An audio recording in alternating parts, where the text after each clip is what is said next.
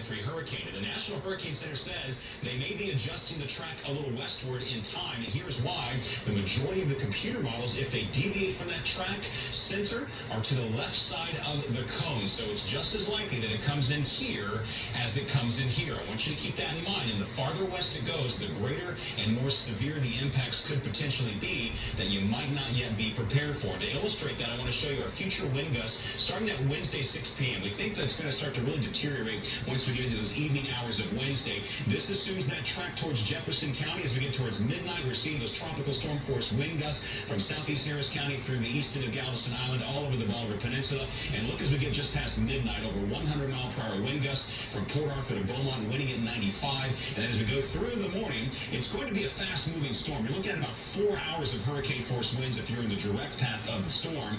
Livingston looking at 72-mile-per-hour wind gusts, 69 over towards Woodville. So we could be looking at some very significant winds, but just off to our east if that track were to hold and it goes right in there to Jefferson County or even Cameron Parish, Louisiana. So we are on a razor's edge, and we need to rush those preparations to completion. We're giving you until noon tomorrow, just in case. The prime impacts will be Wednesday evening to about noon on Thursday. And again, the National Hurricane Center saying the track could nudge west if they're going to nudge it in any direction. And we'll continue to keep you aware and informed and take you through this storm in the days ahead. Coming up, we're going to talk about those impacts.